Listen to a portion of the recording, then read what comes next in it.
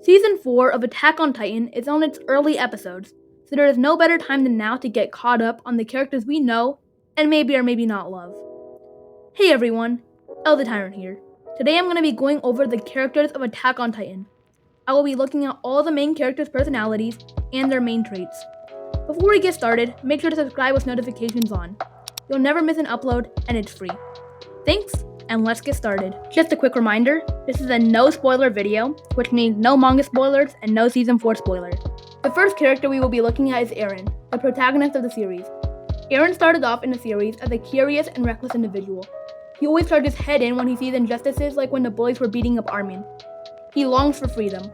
After the death of his parents, he grows hateful towards the Titans and resents them more than anyone else. He is also shown at times to hate himself due to how weak he believes himself to be. This causes people to interpret him as a crybaby. Despite all this, he still maintains the longing for freedom and resentfulness, not at the Titans anymore, but at the Marleyans who were turning the Odians into Titans. He's often called the suicidal maniac by his friends because of how willing he is to charge in and fight the Titans. He is the reason that some of the 104th Cadet Corps joined the Scout Regiment. He inspired them into joining with him. Above all, he cared for the ones close to him, almost attacking Captain Levi, so that the Titan serum would be given to Armin instead of Commander Eren. Next, we have Mikasa, Eren's adopted sibling and arguably his closest friend. Mikasa is usually calm and collected and possesses great skill.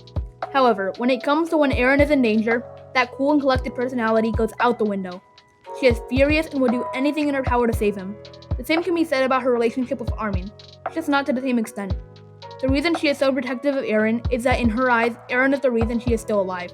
When they first met, Eren saved Mikasa from the people who killed her parents. Eren gave her another chance at life, and so she would do anything to save him. Now we will be taking a look at Armin. When we first meet Armin, he is getting bullied and does not wish to fight back.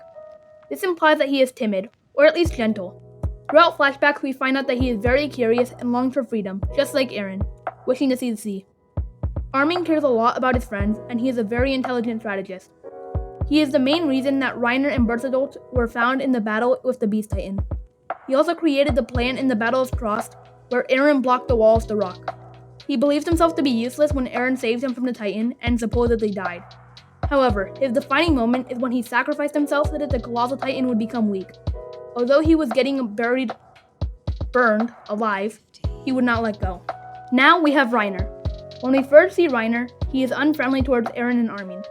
However, he opens up to them when he realizes that they were victims of the first Titan attack. While he was a part of the 104th Cadet Corps and the Scout Regiment, he came across as hardworking, honest, and caring about his friends.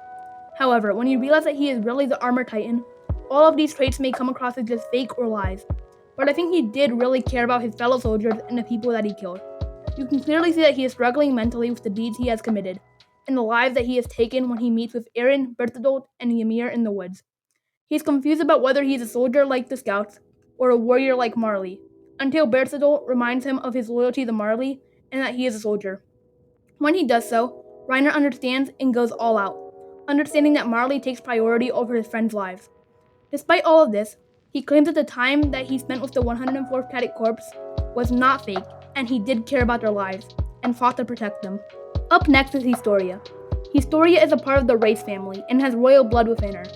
Like most of the characters from this show, she had a rough childhood, being neglected by her mother and not seeing her father. When she takes on the name Krista, she is shy, kind, and selfless. However, all of these feelings are fake. Inside, she is uncertain of her true self, and doesn't really have any key defining traits. She is empty, like a hollow shell. During the coup d'etat, she becomes to grow stronger and more courageous. But when her father, Rod Race, wants her to become a Titan and eat Eren, she really considers doing it, because she wishes to become somebody, and wishes to be loved by her father.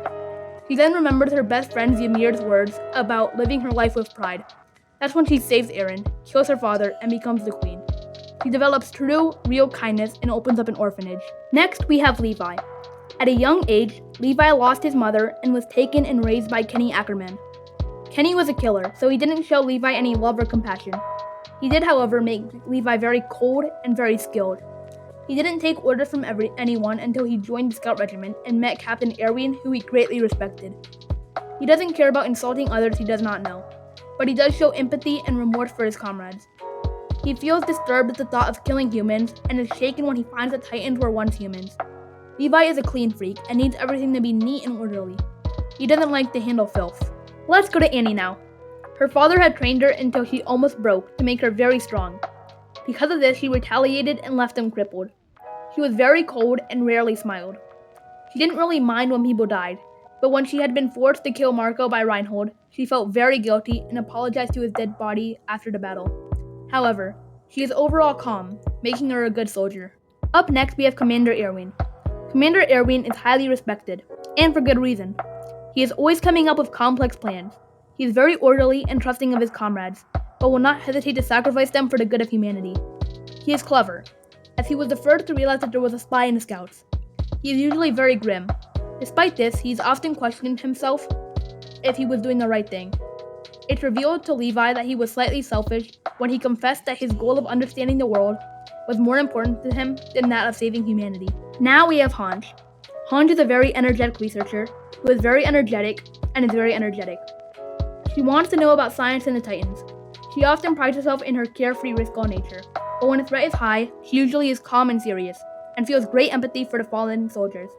Hans can also be quite dark, shown when she said that she was going to torture Pastor Nick and then smiled. Also, did I mention that she is very energetic? Birsidol. Birsidol was normally quiet, didn't have much initiative, and blended into the background for most of the time. He was very attached to his fellow warriors and was seen very angry when they were threatened. This was shown when the Scouts said that they were going to torture Annie, which made him lose his cool and let Aaron escape. Birsidol is more rational than Reiner, and often questions his statements and moves. Before the Battle of Shiganashina, he became colder, saying that he was going to kill all of his former comrades. He wasn't even willing to negotiate with Arn. John. John is very blunt, and lets words slide with no restraint. He is also pragmatic, even saying that he wishes to join the military police to live an easy life. John is very hot-headed and often gets into fights with Aaron. He wants people and himself to think that he is very self-centered and doesn't care about the lives of his comrades. But in reality, he values them greatly, and is terrified when one of them dies on his command. He does not support the idea of taking human life or keeping information. He usually is negative and cautious, not agreeing with Armin's plan of Aaron blocking Profdistic with the rock. But slowly, he is becoming more positive, becoming the idealistic he once criticized. Zeke. Zeke is very manipulative and violent. He has very little empathy for others. When he traveled to Egypt after submerging from the ocean with his adopted brother's body, he instantly tried to kill wrong guy. So I said no spoilers on this video, so I can't really go over Zeke at all, because almost all of his screen time, that's not just, throwing rocks, is in Season 4. Thanks for watching, everybody. If you enjoyed the video, make sure to leave a like and subscribe with notifications turned on. You'll never miss an upload, it's completely free, and it helps me out a lot. Up on the screen are some other videos that you might enjoy.